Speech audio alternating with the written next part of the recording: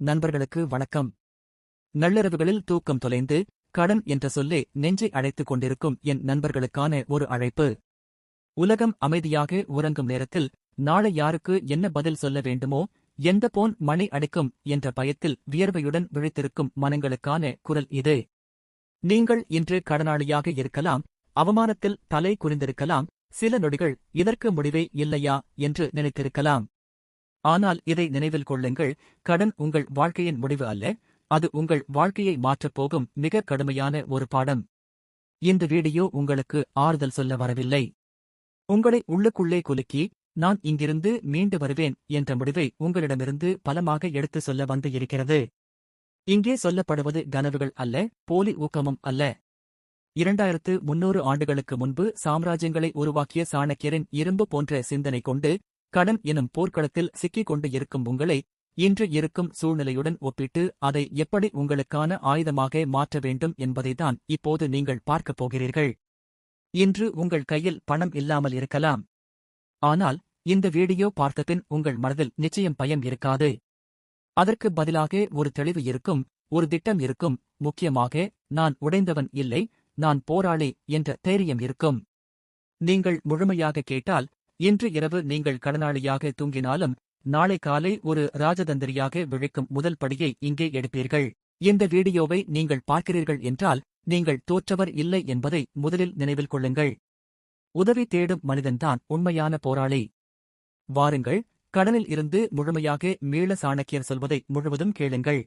கடன் என்பது வெறும் பணம் சார்ந்தது அல்ல, அது ஒரு உளவியல் போர். 2300 ஆண்டுகளுக்கு முன்பு ஒரு மாபெரும் தேசத்தின் பொருளாதாரத்தையே தன் விரல் நுனியில் வைத்திருந்த ஆச்சாரியார் சாணக்கியர் சொல்கிறார், கடன் என்பது மனிதனை உயிரோடு தின்னும் தீ. அந்த தீயை அணைக்க தெரியாதவன் சாம்பல் ஆவான், அதை அணைக்க தெரிந்தவன் அதே தீயில் ஒரு சாம்ராஜ்யத்தை நிறுவுவான். இன்று நீங்கள் ஒரு கடனாளியாக இந்த வீடியோவை பார்க்கத் தொடங்கலாம், ஆனால் இறுதியில் நீங்கள் ஒரு ராஜதந்திரியாக, ஒரு பொருளாதார புலியாக வெளியேறுவீர்கள்.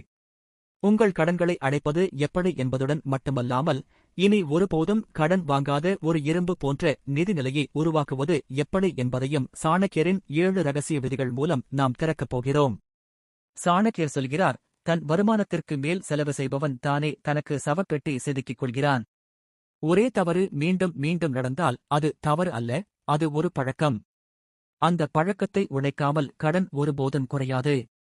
சாணக்கியர் சொல்கிறார், பகைவனை வெல்வதற்கு முன் தன்னை வெல்ல வேண்டும். இன்றைய நவீன EMI கலாச்சாரம், கிரெடிட் கார்டு மாயை, ஆடம்பர வாழ்க்கை ஆகியவை உங்களிடம் இல்லாத பணத்தை செலவு செய்ய வைத்து உங்களுக்கு தேவையில்லாத பொருளை வாங்கி யாரையோ கவர முயற்சிப்பதே உங்கள் வீழ்ச்சியின் தொடக்கம். இந்த வீடியோவில் நாம் பேசப்போவது பெரிய கணக்குகளைப் பற்றி அல்ல, உங்கள் மனநிலை பற்றி. கடன் கொடுத்தவன் உங்களை மிரட்டும் போது நீங்கள் பயந்தால் அவன் இன்னும் உங்களை மேலும் மேலும் அழுத்துவான். ஆனால் சாணக்கியர் தந்திரத்தோடு அவனை எதிர்கொண்டால் அவனே உங்களுக்கு வழியை விடுவான். அடக்கம் அறிவுள்ளவனுக்கு அழகு, போலி கௌரவம் ஒரு முட்டாளின் முதல் அழிவுப் பாதை என்கிறார் சாணக்கியர். நம்மில் பலர் சமூகத்தின் முன்னே ஒரு பொய்யான பிம்பத்தை உருவாக்கவே கடன் வாங்குகிறோம்.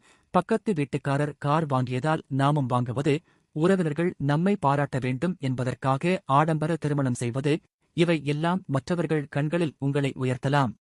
ஆனால் உங்கள் குடும்ப நிம்மதிக்கு முடிவு கட்டிவிடும். சாணக்கியர் மகத பேரரசை உருவாக்கிய போது ஒரு குடிசையில்தான் வாழ்ந்தார். ஏனெனில் ஒரு மனிதனின் மதிப்பு அவன் அமர்ந்திருக்கும் சிம்மாசனத்தில் இல்லை, அவன் எடுக்கும் முடிவுகளில் இருக்கிறது என்பதை அவர் உணர்ந்திருந்தார். நீங்கள் கடனில் இருக்கும்போது முதலில் செய்ய வேண்டியது உங்கள் போலி கௌரவத்தை குப்பையில் வீசுவதுதான். என்னிடம் இப்போது பணமில்லை என்று உண்மையை ஒப்புக்கொள்ள ஒரு மலை போன்ற மன உறுதி தேவை. அந்த உறுதியே உங்களை கடனிலிருந்து மீட்கும் முதல் படி.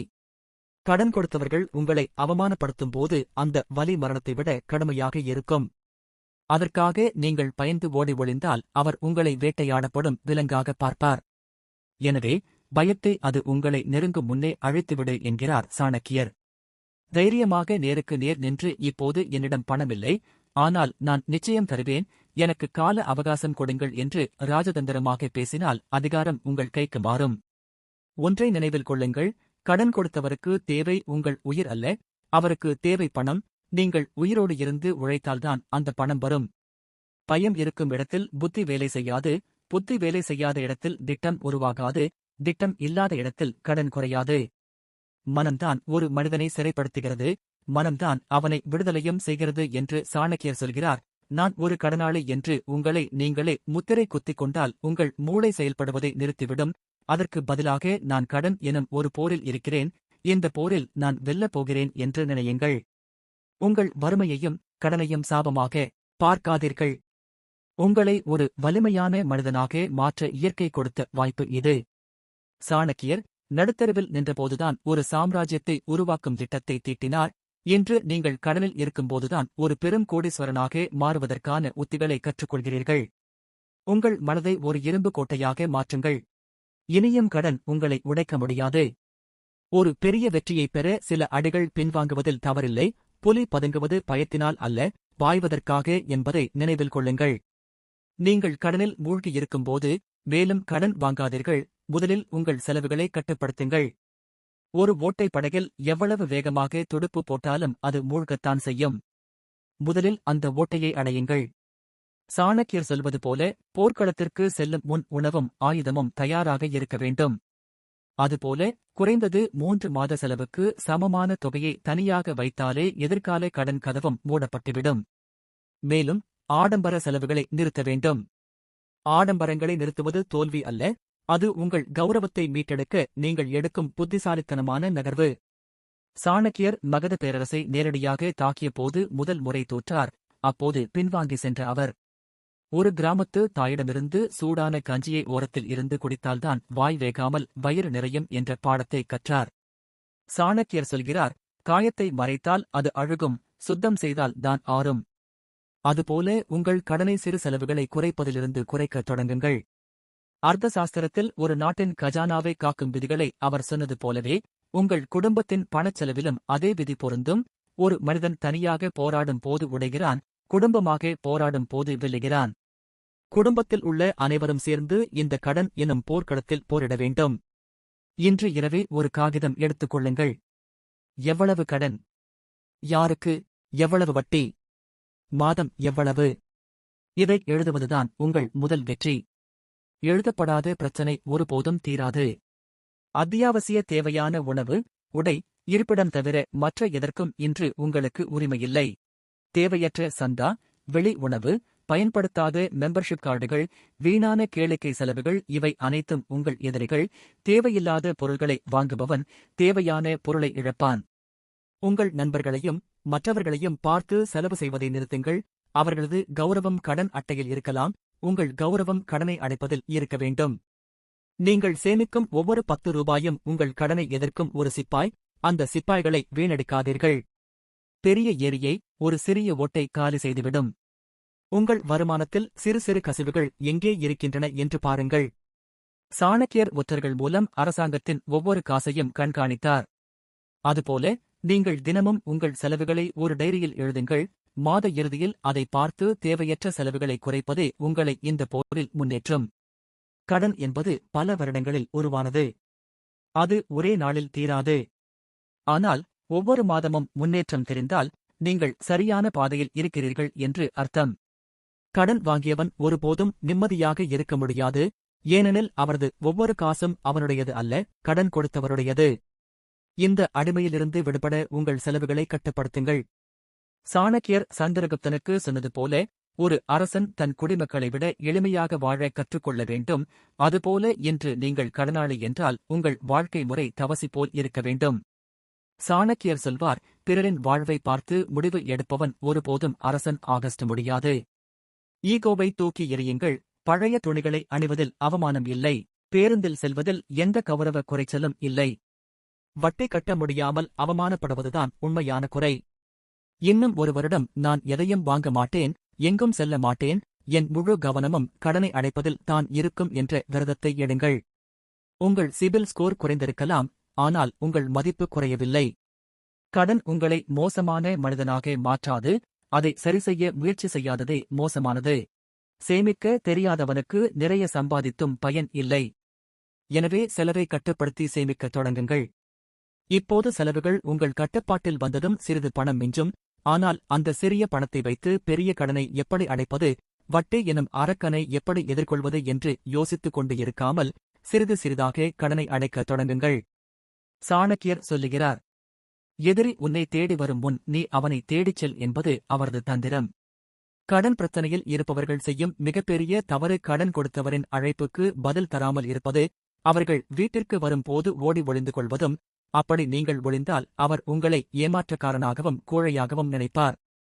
ஒரு ராஜதந்திரி எப்போதும் ஆக்கப்பூர்வமாக இருக்க வேண்டும். அதனால் கடன் கொடுத்தவர் அழைக்கும் முன் நீங்களே அழையுங்கள். அவர் வீட்டிற்கு வரும் முன் நீங்களே அவர் இடத்திற்கு செல்லுங்கள். இது அவருக்குள் மரியாதையும் நம்பிக்கையும் உருவாக்கும். பிரச்சனையை எதிர்கொள்வதே அதை தீர்ப்பதற்கான முதல் வழி. சாணக்கியர் சொன்ன 4 உபாயங்களில் கடனை தீர்க்க முதலில் பயன்படுத்த வேண்டியது சாமம், அதாவது சமாதான வார்த்தை. அவர்கள் திட்டினாலும் அவமானப்படுத்தினாலும் நிதானம் இழக்காதீர்கள். நிதானமாக இருப்பவனே போர்க்களத்தில் வெற்றியாளர். உங்கள் சூழ்நிலையை மறைக்காமல் சொல்லுங்கள். இப்போது என்னிடம் பணமில்லை, ஆனால் நான் ஏமாற்ற மாட்டேன் என்று உறுதியாக கூறுங்கள். ஒரு பேமெண்ட் பிளானை முன்வையுங்கள். வட்டியை குறைத்து அசலை வாங்கிக் கொள்ளச் சொல்லி பேசுவது இருவருக்கும் லாபகரமான ராஜதந்திரம். சட்டவிரோதமாக மிரட்டினால் அங்கே தண்டு முறையை பயன்படுத்துங்கள். விஷம் இல்லாத பாம்பும் விஷம் உள்ளது போல நடிக்க வேண்டும் என்பது சாணக்கியரின் பொன்மொழி. இந்திய சட்டங்கள் கடனாளிகளுக்கும் சில உரிமைகள் வழங்கியுள்ளன என்பதை அறிந்து கொண்டு உங்கள் உரிமைகளை பேசுங்கள். மிரட்டுபவர்கள் பின்வாங்குவார்கள். ராஜதந்திரி அமைதியாக இருப்பான், ஆனால் அநீதியை ஒருபோதும் சகிக்க மாட்டான். நம்பிக்கைதான் ஒரு நாட்டின் பொருளாதாரத்தின் முதுகெலும்பு. அது உங்கள் தனிப்பட்ட வாழ்க்கைக்கும் பொருந்தும். ஒருமுறை வாக்கு கொடுத்தால் அதை காப்பாற்ற முயற்சி செய்யுங்கள். முடியாத சூழல் வந்தால் முன்பே சொல்லுங்கள். அந்த நேர்மை உங்கள் கௌரவத்தை காக்கும். பணத்தை விட பெரியது உங்கள் வார்த்தை. அதை காப்பாற்றினால் உலகம் உங்களுக்கு கால அவகாசமும் மரியாதையும் தரும். இப்போது கடன் கொடுத்தவர்களை எப்படி சமாளிக்க வேண்டும் என்று உங்களுக்கு தெரிந்து இருக்கும். பயமும் குறைந்திருக்கும். ஆனால் பேச்சு மட்டும் போதாது, செயல்தான் உங்களை விடுவிக்கும். அடுத்ததாக, வருமானத்தை பல மடங்காக உயர்த்தி கடனை மின்னல் வேகத்தில் அடைப்பதற்கான சாணக்கியரின் பொருளாதார உற்பத்தி விதிகளை பார்க்கப் போகிறோம். சோம்பேறிக்கு செல்வமில்லை, அறிவில்லாதவனுக்கு வெற்றி இல்லை என்கிறார் சாணக்கியர். கடனில் இருப்பவர்கள் செய்யும் மிகப்பெரிய தவறு ஒரே ஒரு வருமானத்தை நம்பியிருப்பது. உங்கள் கடன் ஒரு பெரிய நெருப்பு, மாத சம்பளம் ஒரு சிறு தண்ணீர். அந்த பெரிய நெருப்பை அணைக்க பல திசைகளில் இருந்து தண்ணீர் வரவேண்டும். சாணக்கியர் ஒரு தொழிலை மட்டும் நம்பவில்லை. விவசாயம், நெசவு, வாணிபம், கடல் கடந்த வர்த்தகம் என பல வழிகளை திறந்தார். அதுபோல உங்கள் நேரத்தை பணமாக மாற்றுங்கள். குறிப்பிட்ட நேரத்தில் மட்டும் உழைப்பது உங்களை பிழைக்க வைக்கும். அதிகப்படியான உழைப்புதான் உங்களை கடனிலிருந்து விடுவிக்கும். பணம் இல்லையே என்று அழாதீர்கள். உங்களிடம் இருக்கும் திறமையே உங்கள் தங்கம். சாணக்கியர் சந்திரகுப்தனுக்கு பணம் கொடுக்கவில்லை, போர்வித்தைகளை கற்றுக் கொடுத்தார். இன்றைய நவீன டிஜிட்டல் உலகில் ஏதேனும் ஒரு திறமை உங்களுக்குள் இருக்கும். அதை கண்டுபிடித்து பணமாக மாற்றும் திறமையை வளர்த்துக் கொள்ள வேண்டும். கடனாளியாக இருக்கும்போது தூக்கம் ஒரு ராஜதந்திரியின் அழகல்ல.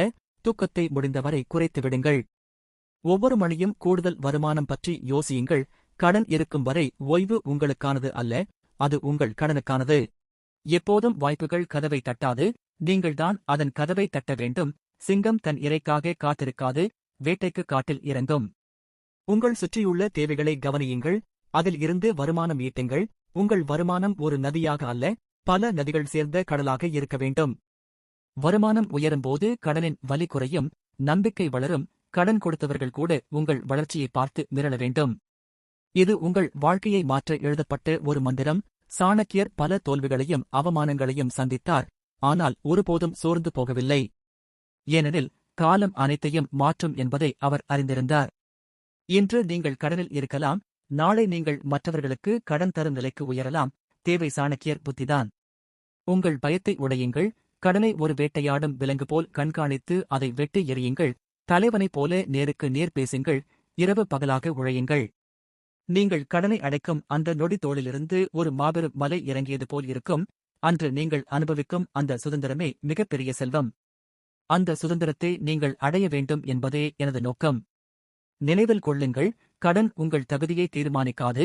நீங்கள் எடுக்கும் முயற்சிதான் உங்கள் எதிர்காலத்தை தீர்மானிக்கும். கடனுக்காக வாழ்வை முடித்துக் கொள்ள வேண்டும் என எண்ணுவது கோழைகளின் வழி. தந்திரமாக மீண்டு வருவது சாணக்கியரின் வழி. நீங்கள் கோழை அல்ல, வீர திருமகன், நாளைய அரசன். இன்று இரவு நீங்கள் ஒரு கடனாளியாக தூங்கலாம், ஆனால் நாளை காலை ஒரு போராளியாக விழையுங்கள். கடன் இன்று உங்களை அடிமையாக வைத்திருக்கலாம், ஆனால் அதில் இருந்து மீள வேண்டும் என்ற எண்ணம்தான் நாளை உங்களை அரசனாக்கும்.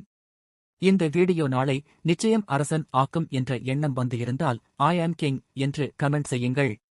உங்களுக்கு வெற்றி நிச்சயம்.